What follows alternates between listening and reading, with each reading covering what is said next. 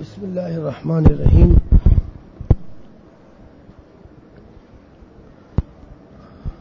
نیا سال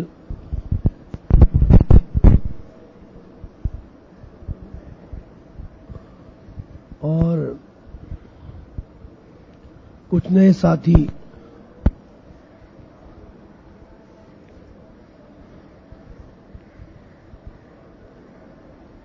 اور پرانے ساتھی مل کر اللہ تعالیٰ نے ہمیں پھر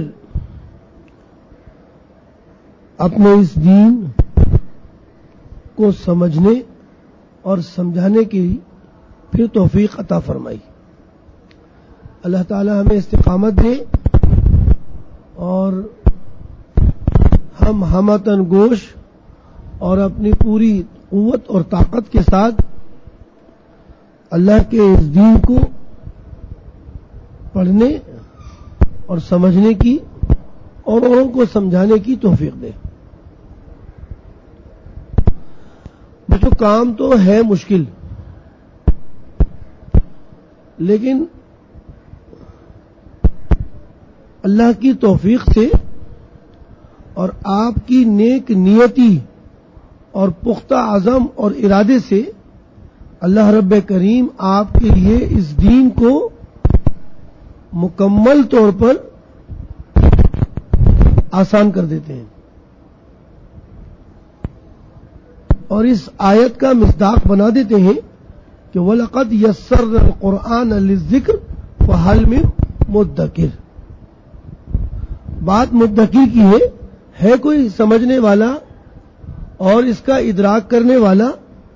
ہم نے اس کو بہت آسان کیا ہے. تو جو اللہ کی معرفت کی اور انابت اللہ، اللہ کی طرف رجوع کرنے کی اور تقوی اختیار کرنے کی چیزیں ہیں، اللہ رب کریم اس کے لیے اس بات کو روشن کر دیتے ہیں اور اس کے لیے اپنے دین کو آسان فرما دیتے ہیں.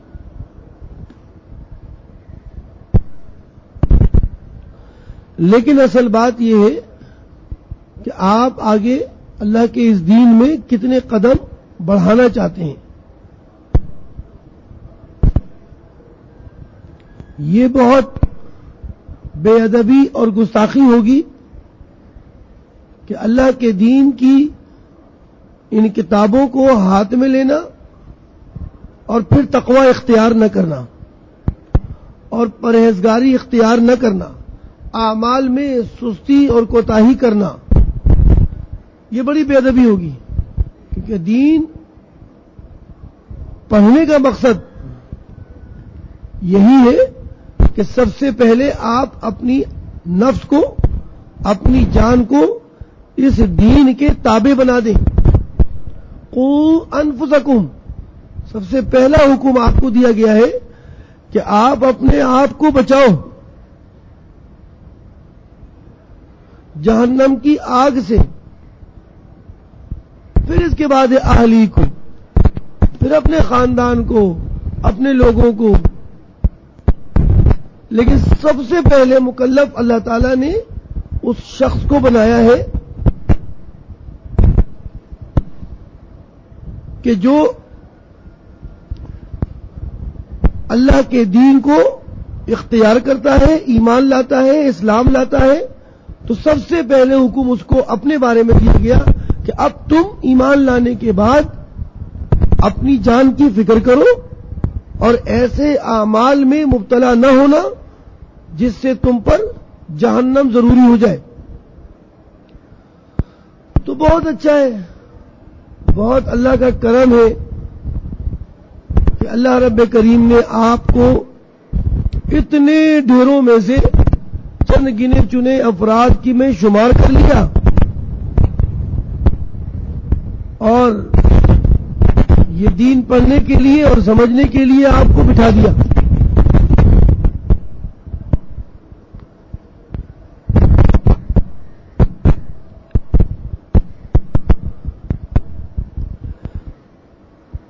اور اس بات کی تیاری کی توفیق دے دی جو اصل آپ کا گھر اور در ہے، یعنی آخرت.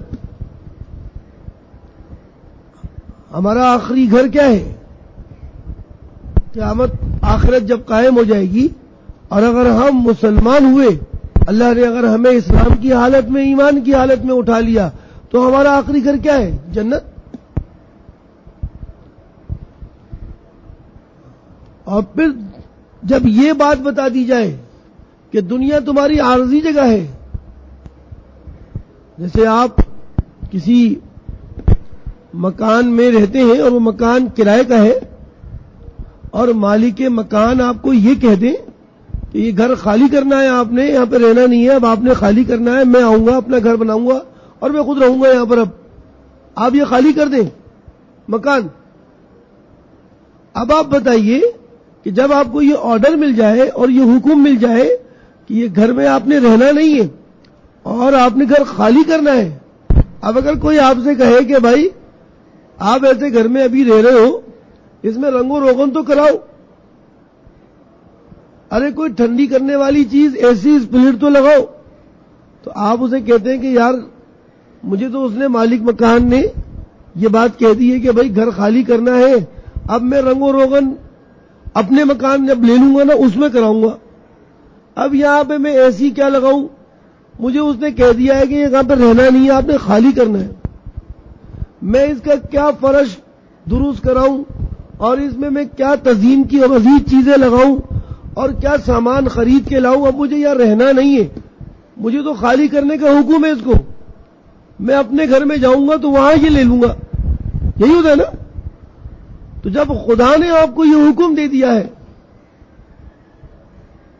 کہ الدنیا سجن المومن، دنیا مومن کا قید خانہ ہے، جانا ہے اس کو یہاں سے، اور یہاں سے واپسی ہے، اصل گھر اس کا، اصل مقام اس کا کیا ہے؟ آخرت. آخرت ہے.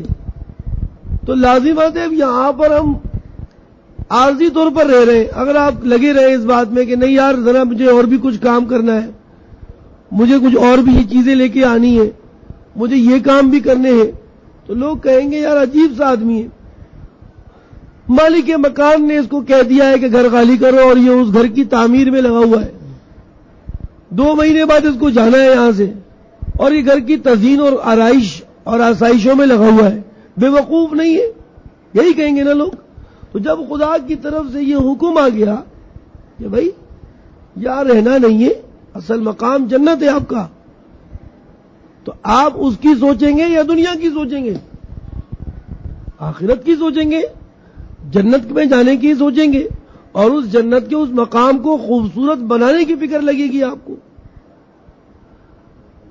تو معلوم ہوا کہ انسان کا اصل مقام، اصل اس کا گھر اور در وہ جنت ہے اس کے لیے، جو اللہ نے اعمال کے بدلے میں اس کو عطا فرمائی ہے. فضل اللہ رب کریم کا ضرور ہے، لیکن اعمال کو اس نے اسباب قرار دے دیا ہے، اگرچہ وہ اسباب کا محتاج نہیں ہے، لیکن تمہاری محنت اور سعی کرنے کے لیے تمہیں اعمال دیے ہیں کہ تم اچھے اعمال کرو.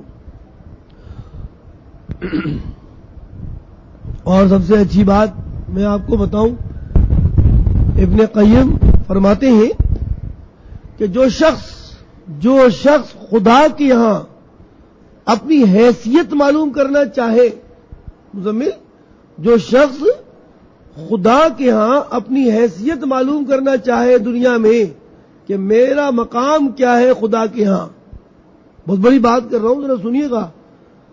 جو شخص ابھی یہ پہچاننا چاہے کہ خدا کے پاس میرا مقام کیا ہے، میری حیثیت کیا ہے، تو آپ پہچان سکتے ہیں؟ نہیں پہچان سکتے ہیں. ابن قیم کہتے ہیں پہچان سکتے ہیں آپ کہ خدا کے یہاں آپ کا مقام کیا ہے، آپ کی حیثیت کیا ہے خدا کے یہاں، یہ آپ ابھی بھی پہچان سکتے ہیں اسی وقت. ابن قیم فرماتے ہیں کہ آپ اگر اپنی حیثیت خدا کے یہاں پہچاننا چاہتے ہیں تو آپ دنیا میں یہ دیکھیں کہ آپ کام کیا کرتے ہیں. بس آپ دنیا میں دیکھیں کہ اللہ تعالیٰ نے آپ کو کس کام میں لگایا ہے، تو آپ کو اپنی حیثیت خدا کے یہاں معلوم ہو جائے گی. بڑی بات نہیں ہے.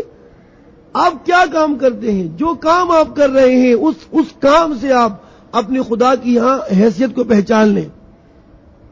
اگر خدا نے آپ کو اپنے ذکر اذکار میں لگا دیا ہے، تلاوت، نمازوں میں، روزوں میں، اور اپنے دین کے پڑھنے پڑھانے میں لگا دیا ہے، تو آپ سمجھ جائیں کہ آپ کی حیثیت خدا کے ہاں بڑی بلند ہے، اس نے آپ کو پسند کیا ہے۔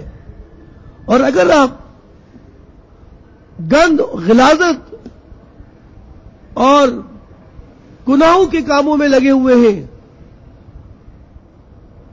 اور برائیوں میں مبتلا ہیں، تو سمجھ لیں آپ کے ہاں اللہ کی کوئی حیثیت نہیں ہے، کوئی حیثیت نہیں ہے۔ آپ گند و بلا میں مبتلا ہیں تو سمجھ جائیں کہ آپ کی حیثیت کچھ بھی نہیں ہے۔ تو یہ بڑی بات ہے، اتنی بڑی بات ہے یہ کہ آج ہم اپنے اوپر نظر ڈالیں تو آپ کے ہاتھوں میں یہ کتابیں، یہ درسی کتب، یہ قرآن و حدیث جو آپ کے ہاتھوں میں موجود ہے، اور آپ کی آنکھیں اس سے منور ہو رہی ہیں، دل و دماغ اس سے روشن ہو رہا ہے، اور پورا جسم ان اقوال سے، ان ارشادات سے معطر ہو رہا ہے، خوشبودار ہو رہا ہے۔ اس کا مطلب ہے کہ آپ خدا کے یہاں کیا ہیں؟ بڑے معزز اور مکرم ہیں۔ اب اس حیثیت کی آپ کو لاج رکھنی پڑے گی۔ بھئی آپ مہمان بن کے گئے کسی کے یہاں، مہمان بن کے گئے تو میزبان کیا کرتا ہے؟ اکرام کر رہا ہے، آپ کو بہترین کمرہ دے رہا ہے، آپ کے کھانے پینے کا بندوبست کر رہا ہے نا، اور آپ کی آسانیوں کا خیال رکھ رہا ہے، آپ کو پریشانیوں سے بچا رہا ہے، اور آپ اس کو تھپڑ مار دیں، اس اکرام اور اعزاز دینے پر آپ اس کو گالی بک دیں، آپ اس کو برا بھلا کہہ دیں، آپ اس کی چوری کر لیں، تو وہ شخص کیا کہے گا؟ یار میں نے اس کو اتنا اعزاز دیا۔ ہم بھی سوچنے لگتے ہیں یار میں نے اس کو اتنا اکرام کیا، میں نے اس کا، اور اس نے میرے ساتھ کیا کیا؟ یہ کیا ظلم نہیں ہے؟ یہ زیادتی نہیں ہے؟ یہی کہے گا نا۔ تو اب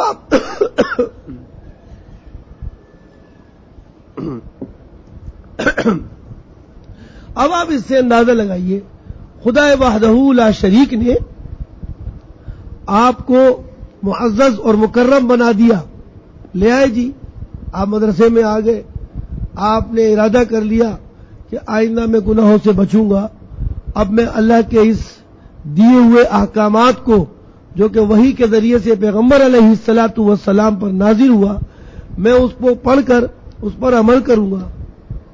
یہ اس بات کے لیے آپ کو اللہ تعالیٰ نے حالات سازگار کر کے بٹھا دیا، اور آپ بیٹھ گئے اور پڑھنا شروع کر دیا۔ اب آپ کتنے مکرم اور معزز ہیں اس کے یہاں، لیکن بیچ میں آپ نے ڈنڈی ماری اور گناہوں کی زندگی اختیار کرنی شروع کر دی۔ آپ کی نیت میں بدی آ گئی، بد نیت بن گئے آپ، نیکی کی جگہ پر برائی آنے لگی۔ تو آپ بتائیے خدا وحدہ کیا سوچیں گے اس بات پر کہ یہ وہ طالب علم، یہ وہ شخص، یہ وہ میرا بندہ جس کو میں نے اعزاز اور اکرام سے نوازا، لیکن دیکھو اس کی نیت، یہ اپنے اللہ کی اس نعمت کی قدر نہیں کرتا، تو پھر کیا ہوگا؟ آپ بتائیے وہ مہمان، وہ میزبان اس مہمان کو مزید اس کی غلطی پر مزید اس کو اکرام اور اعزاز دے گا یا دھکے دے کے باہر نکالے گا؟ دھکے دے کے باہر نکالے گا۔ بھائی میں تیرا اکرام کر رہا ہوں، تیری خاطر تواضع کر رہا ہوں، اور تو مجھ پر ہی، تو میرا ہی مطلب قصوروار بن گیا، دھکے دے گا، وہ باہر نکال دے گا۔ تو خدا وحدہ بہت حلیم ہے، حلیم اس کی ایک صفت ہے، بردبار، برداشت کرنے والا، اپنے بندوں کے اعمال کو برداشت کرنے والا، فوری سزا نہیں دیتا، بہت برداشت کرتا ہے۔ تو وہ آپ بتائیے اب اس کتابوں کے ہوتے ہوئے، ان کے پڑھتے پڑھاتے ہوئے اگر آپ بدعمالیاں کریں گے تو یقین جانیے گا آپ نہ دنیا کے رہ پائیں گے اور نہ آخرت کے۔ بڑا عجیب فیصلہ ہے یہ، آپ نے بھی کیا اور خدا نے آپ کو منتخب کیا، بڑا عجیب فیصلہ ہے یہ۔ تو اس بات کو دیکھتے ہوئے آپ سوچ لیں کہ آج آپ کو اللہ تعالیٰ نے جو مقام دیا ہے، آپ برائے مہربانی دنیا کچھ بھی کرتی ہو، آپ کا برابر میں بیٹھا ہوا ساتھی کوئی غلط کام کرتا ہو، اول آپ کی بھی ذمہ داری ہے امر بالمعروف نہی عن المنکر. یہی نہیں ہے کہ ہم نے آپ کو چلے پہ بھیجا، ہم نے آپ کو سیروزہ پہ بھیجا تو آپ کو عوام کی فکر لگ گئی کہ یار مجھے امر بالمعروف نہی عن المنکر. یہ جو برابر میں بیٹھے ہوئے غلطیاں کرتے رہے، کیا آپ نے ان کے بارے میں یہ نہیں سوچا کہ میں اس کو سمجھا دوں؟ بھائی یہ کیا کر رہے ہو؟ استاد سبق پڑھا رہا ہے، آپ نیچے موبائل سے کھیل رہے ہو، یہ کیا کر رہے ہو؟ ہاتھ سے کاغذ پہ لکھ رہے ہو، آپ کو پتہ نہیں استاد صاحب سبق پڑھا رہے ہیں. آپ نہیں کرو، بعد میں استاد دیکھیں گے ناراض ہوں گے، سبق سب کا خراب ہو جائے گا اور بے برکتی پوری کلاس میں چھا جائے گی. بہتر ہے کہ یار نہیں کرو. ابھی اگر آپ کی سمجھ میں نہیں آ رہا کوئی بات نہیں، فی الوقت استاد پڑھا رہے ہیں، آپ سنیے غور سے سنیے. اللہ تعالیٰ بہت سے رموز آپ پر کھول دیں گے، لیکن ادب کریں، احترام کریں، خیال رکھیں اس بات کا. آپ سمجھاتے نہیں، آپ بھی ہنس رہے ہوتے ہیں، دیکھ رہے ہوتے ہیں، ہنس رہے ہوتے ہیں، دیکھ رہے ہوتے ہیں، ہلکے ہلکے یوں ٹھونگا لگا دیا اس کو، ہلکے ہلکے کونی سے ٹھونگا لگا دیا اس کو اور ہنس رہے. ارے بھائی یہ نہیں کریں، بعد میں اس کو سمجھا دیں. یہ زیادہ ذمہ داری ہے آپ کی، یہ زیادہ ذمہ داری ہے. بس بات کی کہ آپ چلے جا رہے ہیں تو ہم بول رہے ہیں بھائی آپ کہاں جا رہے ہو؟ جی میں سال پہ جا رہا ہوں، جی میں 3 روز پہ جا رہا ہوں. اچھی بات ہے، لیکن یہ بھی تو ذمہ داری آپ کی ہے. آس پاس والے لڑکے جو بیٹھے ہوئے ان کو بھی تو آپ سمجھائیں گے. کسی کا سبق کچا ہو رہا ہے، کسی کو سبق یاد نہیں ہو رہا، بیٹھ کے اس کو پڑھا دیا، سمجھا دیا، ماحول بنا لیں گے. اللہ پاک آپ کے علم میں برکت ڈال دیں گے، محنت کم ہو جائے گی، سبق اچھا ہو جائے گا. یہ ایک اچھا طریقہ ہے. اور جو ساتھی کمزور ہے وہ سمجھدار طالب علموں کو ابھی سے پہچان لیں کہ زیادہ اچھا ذہن اس کا ہے، وہ زیادہ اچھا سمجھ لیتا ہے، میرا ذرا ذہن کمزور ہے، فلاں ہے، چلو میں اس کے بعد بیٹھ کے کوشش کر لیتا ہوں. 1-2 بار بیٹھ کے اس کے بعد کوشش کر لیں، پورا سال اسی طرح گزار لیں، اللہ پاک آسانی کر دے، بات ختم ہو جائے گی. اللہ تعالیٰ آسانی کریں گے اس کے لیے. یہ مت سمجھنا کہ میں محنت سے بہت کچھ حاصل کر لوں گا.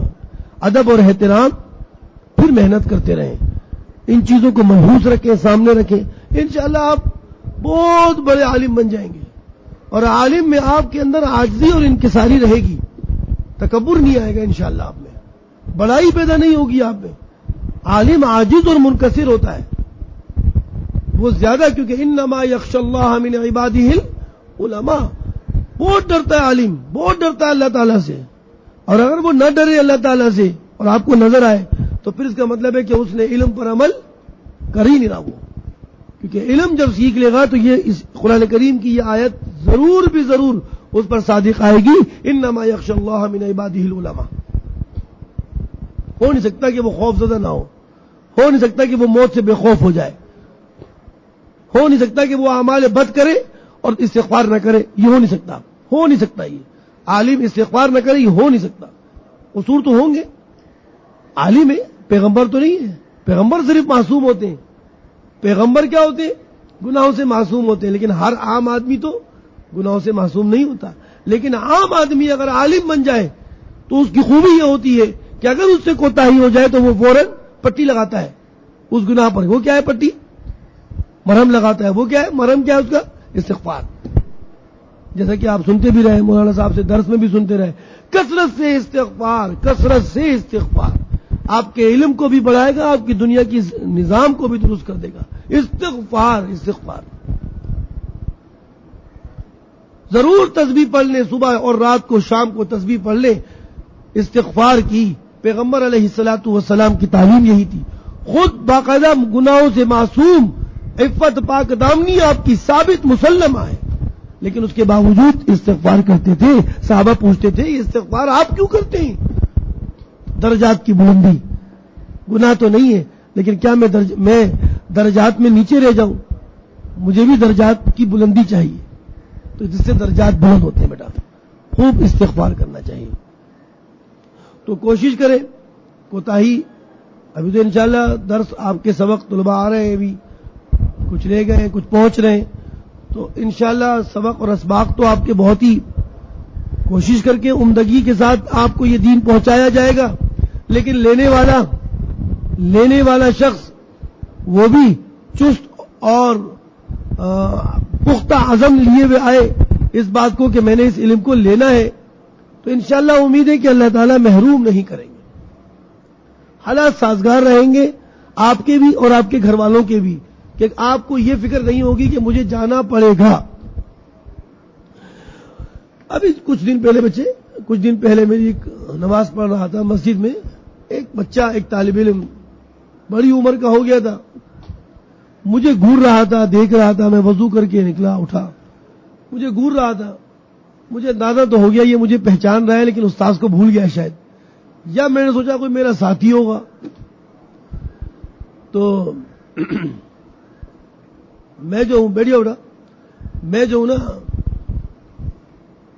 میں بھی اس کو گھورنے لگا، وہ مجھے گھورنے لگا، پھر وہ بیچارہ میرے قریب آیا کہ لگا آپ آسرولوں میں ہوتے ہیں؟ میں نے کہا جی، کہہ رہا میں آپ کا شاگرد ہوں لیکن میں آپ کا نام بھول گیا ہوں۔ میں نے کہا زاہد نام ہے میرا، کہہ رہا ہاں استاد جی کہنے لگا، وہ بیچارے کا حلیہ بھی خستہ حال تھا، تو میں نے پوچھا خیریت کہاں سے اور کیا، پھر اس نے کہا کہ میں آسرولوں سے فاضل ہوں۔ تو میں نے کہا آج کل کہاں پڑھا رہے ہو، کہاں پڑھ رہے ہو، یا کیا علمی شغل اور مصروفیات ہیں؟ کہنے لگا استاد جی میں چوکیدار ہوں۔ میں کیا ہوں؟ چوکیدار ہوں سائٹ ایریا میں۔ میں نے کہا چوکیدار آپ؟ کہنے لگا استاد جی بس ذہن کمزور تھا، پڑھ تو لیا لیکن حالات خراب ہو گئے تھے گھر کے بہت زیادہ، کوئی اور کام مل نہیں رہا تھا تو میں نے چوکیداری کر لی، اور سائٹ ایریا کسی فیکٹری کے اندر میں چوکیداری کرتا ہوں۔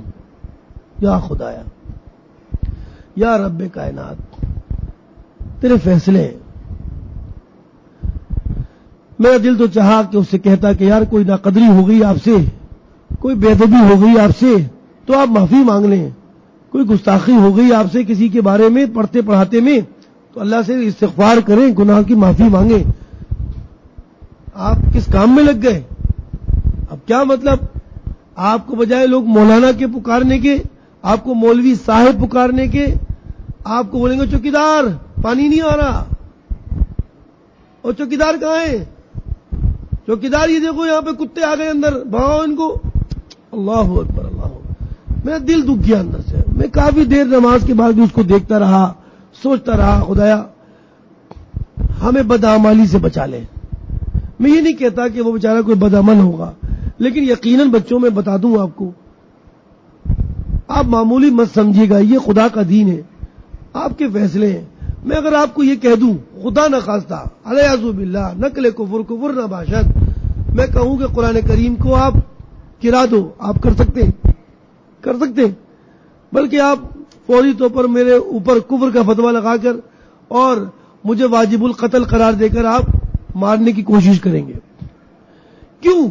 کیونکہ آپ کو قرآن کریم کی اہمیت کا اندازہ ہے کہ یہ مخلوق کا قرآن نہیں ہے، یہ کس کا ہے؟ خالق کا ہے۔ تو آپ اس کی ظاہری لفظ پر اتنا احترام کر رہے ہیں، آپ ہی کو بول رہا ہوں، عوام کو تو نہیں بول سکتا یہ بات، اس کی ظاہری الفاظ ہیں، وہ گتوں کے درمیان میں مکتوب ہے، لکھا ہوا ہے، دو گتوں کے درمیان مکتوب ہے، اور آپ اس لفظوں کا اتنا احترام کر رہے ہیں کہ اس کی بے ادبی اور گستاخی پر آپ قتل کرنے کو تیار ہو جاتے ہیں۔ تو بچوں، اللہ تعالیٰ نے آپ کو اس کے معانی پڑھنے کے لیے، اس کے احکامات سمجھنے کے لیے بھیجا، اور آپ قرآن کریم بند کر کے چھوڑ دیں گے؟ آپ استاد پڑھائے گا، آپ اس کو یاد نہیں کریں گے، آپ اس کو عمل میں نہیں لائیں گے، تو کیا یہ بے ادبی نہیں ہوگی؟ تو کیا قرآن کریم صرف الفاظ کا نام ہے؟ قرآن کریم کس کا نام ہے؟ آپ نے تو قرآن کریم کی تعریف۔ دعا کریں، یا اللہ حالات کو خیر و عافیت کے ساتھ رکھنا، میں نے اس کا ارادہ کر لیا ہے، حالات تیری ہی سب، دیکھو نا میرا جسم صحیح ہے، بھی صحیح ہے، پانی میں پی رہا ہوں، پانی اندر سے یہاں تک تو میں نے لیا، یہ تو اختیار میرا تھا، ہو گیا۔ اب آگے یہاں سے وہ نکلا، اب وہ کہاں جا رہا ہے بھائی؟ آپ بتائیے کہاں جا رہا ہے وہ؟ گیا آگے میں نے کچھ عمل کرنا ہے، کچھ کرنا ہے میں نے، اس پانی کو اس رگوں میں ڈالنا ہے، اس پانی سے میرے گردوں کو صحیح کرنا ہے، اس پانی سے مجھے مطلب صحیح طریقے سے پیشاب کی طرف نکالنا ہے اس کو. یہ میرا کام ہے اندر کا. یہ کیا ہے پھر؟ کیا ہے یہ؟ میرے بچوں سے بھی اتنا ہی اختیار تھا. آپ نے اپنے آپ کو پتہ نہیں کیوں پاگل بنا لیا کہ ساری طاقت آپ کے پاس جمع ہے. ارے بھائی ایک گھونٹ پینے کے بعد آگے کا اختیار ختم. ایک صاحب پچھلے رمضان بیمار ہوئے، میں نے دیکھے کہیں وہ جو وہ نہیں ہوتا کیا کہتے ہیں اس کو، رمضان پچھلی دفعہ گرمی بہت زیادہ تھی، پتہ نہیں آپ لوگ کراچی میں تھے نہیں تھے، تو وہ ہمارے رشتے دار تھے، روزہ کھولا پانی پیا تو وہ رگ جو تھی وہ پھٹ گئی اندر سے، الٹی ہوئی اندر سے، پانی والی جو رگ تھی نا وہ پھٹ گئی اندر سے. ان کو پتہ نہیں چلا رگ پھٹ گئی اندر. اب تھوڑی دیر کے بعد درد شروع ہو گیا. اوہو پورے جسم میں زہر پھیل گیا. اندر جب چیک اپ کیا معلوم ہوا کہ آنت ایک پھٹ گئی ہے اور خوراک کی آنت پھٹی ہے اور وہ اندر جو کھایا پیا ہے وہ پھیل گیا ہے اندر، بجائے سیدھی اپنی سیوریج لائن میں جانے کے، اور وہ یہاں جا رہا ہے، الٹا سیدھا ہو رہا ہے، پھیل رہا ہے. اور یہ منہ سوج گیا، یہ پاپا، اور جناب لینے کے دینے پڑ گئے. یہ کیا ہو گیا جناب؟ مہینہ ڈیڑھ مہینہ اسپتال میں، یہاں سے کاٹا ادھر سے کاٹا، سب نکال بچ گئے، بہتر ہو گئے. لیکن خدا کی شان نظر آئی. یا ربی یہ نظام تیرا کیسا خوبصورت بنایا ہوا ہے اور تیرے حکم سے چلتا ہے. میں نے کوئی اختیار ہی نہیں ہے، میں وہاں اندر کھول کے پٹی بھی نہیں باندھ سکتا اپنے لیے. اتنی آپ کمزور، اتنے مطلب اللہ تعالیٰ نے آپ کو ایسا اتنا جتنا اختیار دیا اسی کے مطابق کام بھی طلب کیا ہے آپ سے، بس اس سے زیادہ نہیں. دن میں صرف 5 نمازیں تو رکھی ہیں، سینکڑوں نمازیں. کتنی نمازیں؟ 5 نمازیں، صرف 5. وہ بھی ہم نہیں سوچتے، وہ بھی کوتاہی، وہ بھی آخر وقت میں اذان ہوتی ہے تو پیشاب کرنے کے لیے چلے جاتے ہیں. استغفر اللہ. اذان ہوتی تو کہاں چلے جاتے؟ پیشاب کرنے چلے جاتے ہیں. کیا ہوا جی؟ اذان ہو گئی ہے، پیشاب کرنے جا رہا ہوں. اوہ اللہ، اللہ اکبر. وہ کہہ رہے ہیں حی علی الصلاۃ، حی علی الصلاۃ، اور آپ کہہ رہے ہیں حی علی دورۃ المیاہ، فی دورۃ المیاہ، چلو آؤ پیشاب کرنے چلیں. وہ کہہ رہے حی علی الصلاۃ، آؤ نماز کی طرف، آؤ نماز کی طرف، حی علی الصلاۃ. اور آپ کہاں جا رہے ہیں؟ دورۃ المیاہ، آپ بیت الخلاء. عجیب دماغ میں آپ کے آ جاتے ہیں. ہمارے میں آپ کو تو نہیں کہتا ہوتا، آپ میں تو نئے میں دیکھا بھی نہیں آپ کو. اچھے ہوں گے آپ تو فوراً اذان سے پہلے ہی آپ باوضو ہو کر بیٹھتے ہوں گے. جیسے ہی وہ حی علی الصلاۃ کہتا ہوگا اور آپ نے اپنا رومال کندھے پہ ڈالا، ٹوپی سیدھی کی اور چل پڑے. کہاں جا رہے جی؟ آپ نے نہیں سنا کیا اللہ اکبر نہیں سنا؟ ہاں وہ تو سنا تھا، تو اس میں حی علی الصلاۃ نہیں آیا، وہ بھی آیا تھا. تو کیا آگے حی علی الفلاح نہیں ہے؟ ہاں حی علی الفلاح بھی ہے. آپ کو مطلب نہیں پتا اس کا؟ پتا ہے کامیابی.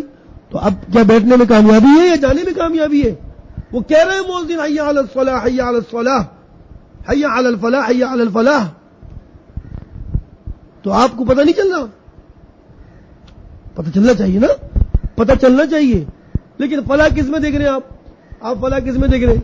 بیٹھنے میں. آپ فلاح کس میں پا رہے ہیں؟ اسی کام میں لگے رہنے میں فلاح دیکھ رہے ہیں آپ.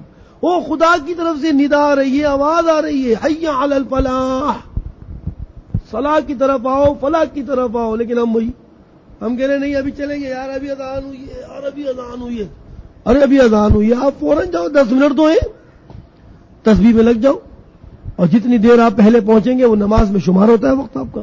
فقہ ہے، مسئلہ ہے.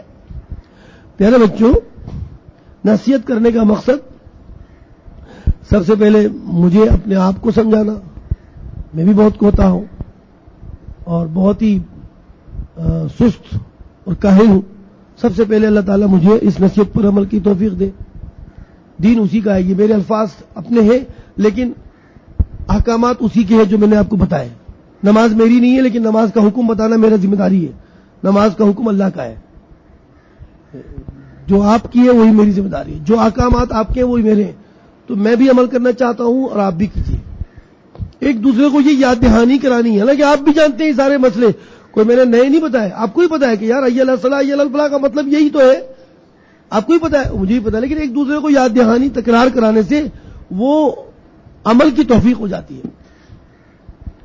آپ کو نہیں تو مجھے تو انشاءاللہ ضرور ہو جائے گی. میں تو پوری کوشش کرتا ہوں، اذان سے پہلے 5 منٹ پہلے وضو کر کے تیار ہونے کی کوشش کرتا ہوں کہ جیسے ہی اب اذان ہو بس چلیں. اب یہ کامیابی ہے، اب کوئی چیز میں کامیابی ہے ہی نہیں، ورنہ کہہ دو کہ یار یہ غلط کہہ رہا ہے، غلط کہہ رہا ہے. تو بچوں مطلب آپ پڑھیے، آپ آ گئے انشاءاللہ اچھا پڑھیں گے، ہم لوگ اچھا پڑھیں گے انشاءاللہ. لیکن آپ دل و جان سے ذہن کو ایک طرف کر دیں. ٹھیک ہے بیٹا، مزید نصیحتیں انشاءاللہ کل پھر ہوں گی.